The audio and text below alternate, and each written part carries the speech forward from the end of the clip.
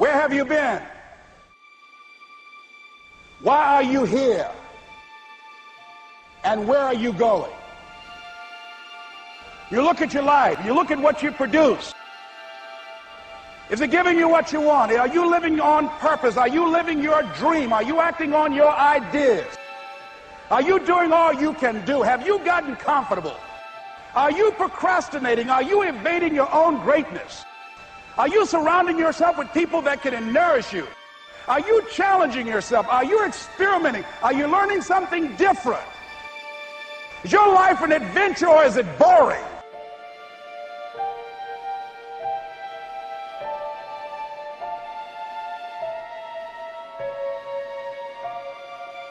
Why are you here? What brought you here? Investing the time, the money. What brought you here? What decisions are you making right now as you look into the future?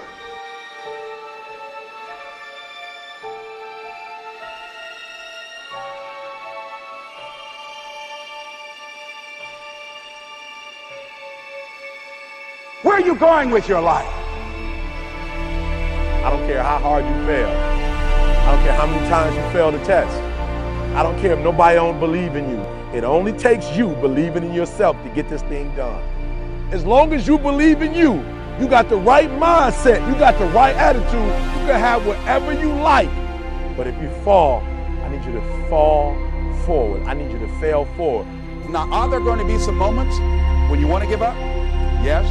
Will there be some moments when it's going to seem like it's impossible? The pain that you're experiencing, the disappointment that you're experiencing, that you're going to say, it's not worth it? Yes, that's going to be right there for you. It's going to be in your face, telling you to go back. But don't let the distractions distract you. All right? You got to keep moving. Don't stop. Separate what you do from who you are. That's what the guilt trap is about. All of us have made some mistakes in life. All of us have done some things that if we had them to do over again, we wouldn't do it again. There are a lot of things that if I had it to do over again, if I knew then what I know now, I would have done it differently. Well, it didn't happen that way. Maybe you're worried about what people think of you, what people say about you. Just that fear paralyzes you. And I just want to ask you today, do you think you have hope?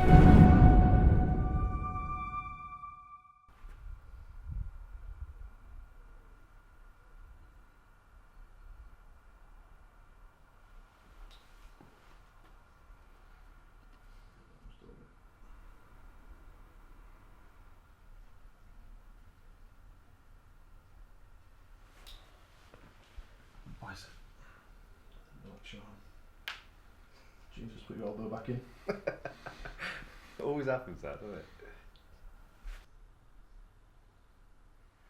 Sit all the way down.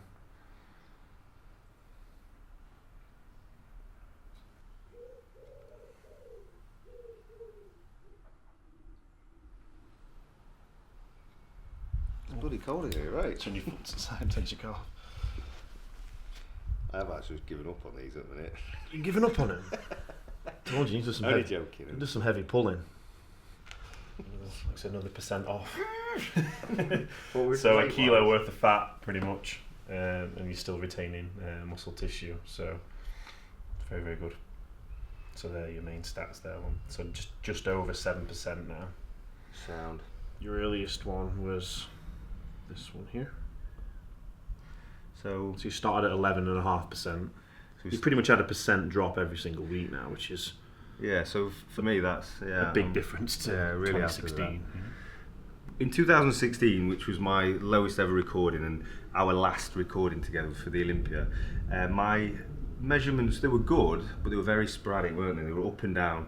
I had a drastic drop halfway through my prep, and that was due to me cutting a lot of carbs out, a lot of calories, not just carbs, it was fats, protein, increasing my expenditure, doing a lot more, like 3 sessions a day. It was just too much, but I did get in shape, but I lost a lot of muscle tissue. So this prep, we wanted to be very specific. We wanted to measure every week, didn't we?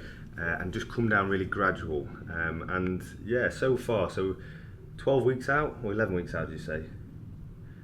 So I was 11.5% when I started 12 weeks out. I started at 16, but we started measuring at 12. And 11.5%, and then each week we've gradually come down by near enough a percentage each time. And we're now down to, what, 7%? Yeah. Yeah. So 6 weeks out, 7% body fat. So we've still got a bit to go, but we're coming down in the right areas. And still retaining muscle mass, which Yeah. is the main thing. So 4 weeks, I've got to be down 2% there, mate, which means 2 mil. 2 not mil. percent. 2 mil. Sorry. Yeah. You're a different athlete now. You know, you're a different beast. You've got a lot more muscle mass, and obviously you've got a new approach to prepping. So that's abs. Where's the sides? So is that yeah, so suprailiac, so that's there. Look, That's so you've the had side. literally nearly full-on mil come off there this week, whereas that kind of got stuck a little bit. That's crazy. That's 4.8. That's 4.6.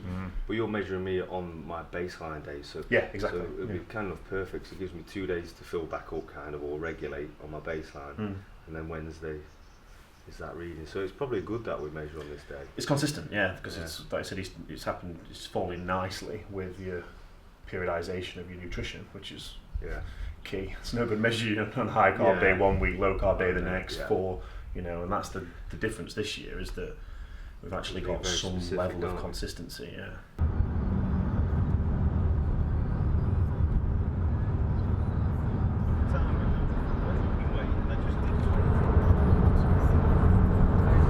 So a lot of people ask how I train and what's the reasons behind it.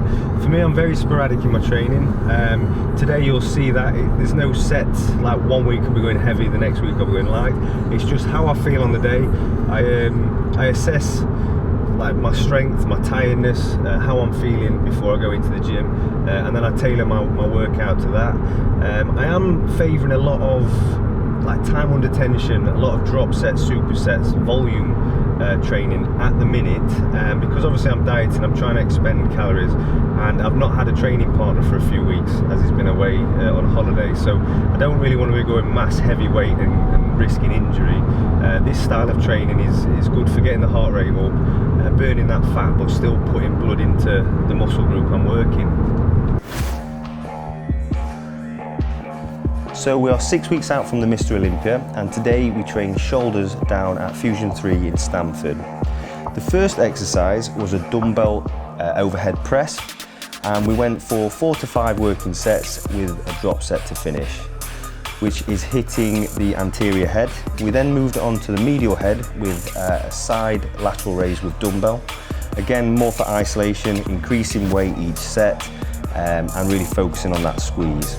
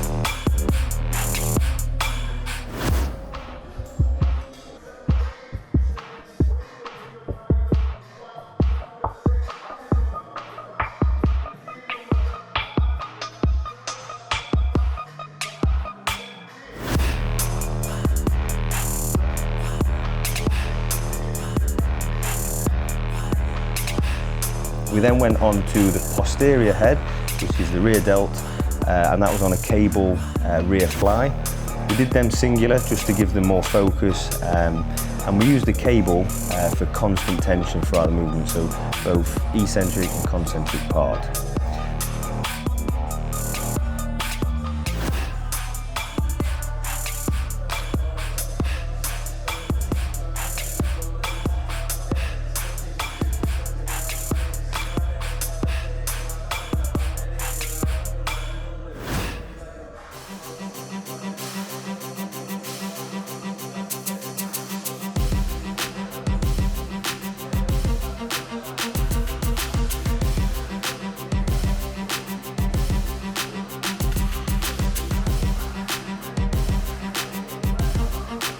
We then moved on to shrugs to hit our traps, again increasing the weight, and then to finish we did a superset, which was a dumbbell singular front raise superset with a plate loaded raise.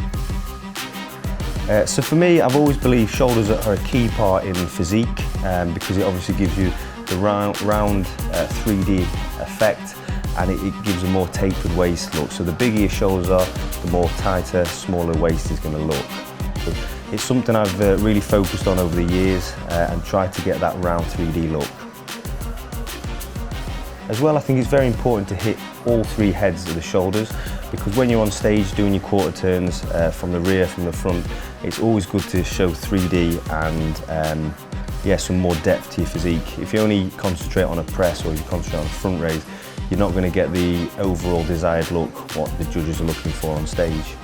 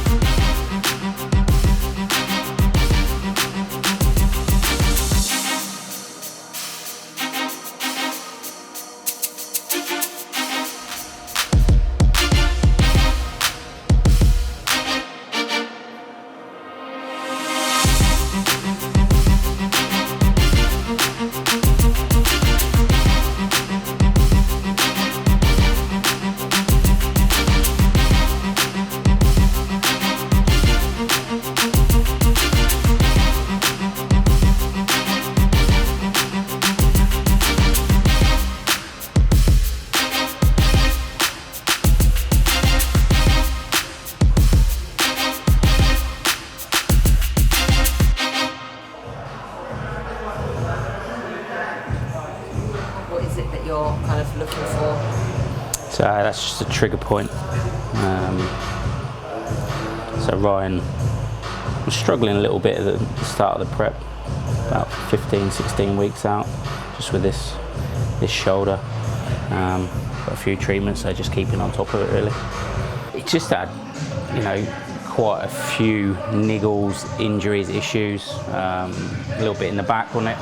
So especially for his posing, opening these up and just really getting that. And if you do look at it closely, if you know what you're looking for, you can actually see like a little adjustment here and there, just on the one side. Not really suffering from any any injuries, any problem areas. Just said he was feeling a bit tight in the hamstring, so we're just gonna spend a little bit more time on them today. But apart from that, it's just a maintenance thing now. So he's got to that level where, you know, his training and everything and the recovery, it all comes together.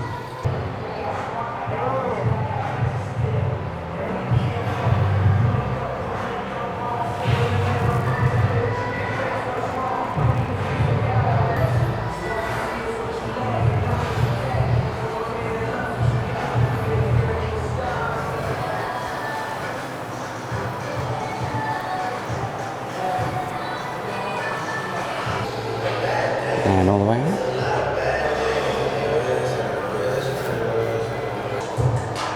And out. Ooh, tiny little, little one. Yeah, I think we've got most of them like that. Muscle Foods are my sponsors who we have recently started working together for this Olympia.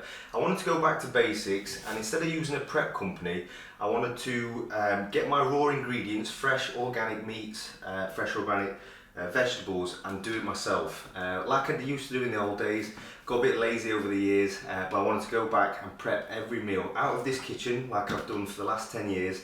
And yeah, I feel like I got better results from that. So I'm going to quickly show you what I order on a weekly basis. We've got basmati rice. The packeted rice is quite good in the fact that it's very easy, quick and simple to cook. 10 kg sweet potato. Again, another complex carb, and that's something I would take in the evening.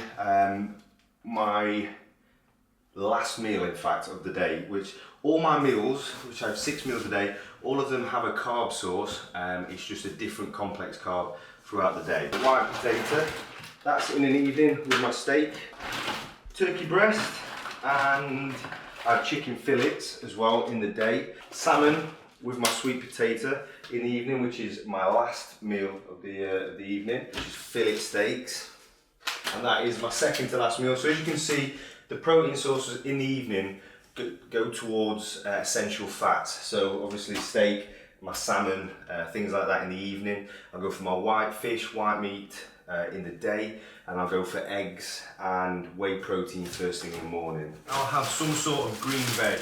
My go-to is asparagus, but obviously I have broccoli and anything green basically in each meal. Just the portion sizes change as I get closer to competition. So we're now at 6 weeks out. I've been dieting for 10 weeks already, and I haven't really touched my food. I've got high calories going in at the minute, a lot of complex carbs, a lot of essential fats, and mediocre protein. But over the next few weeks, it's where we're really going to taper in and start to reduce my carbs down. Increase my fat slightly, have low days, baseline days, and even higher carb days, just to spike your metabolism and keep you fired up and your body guessing.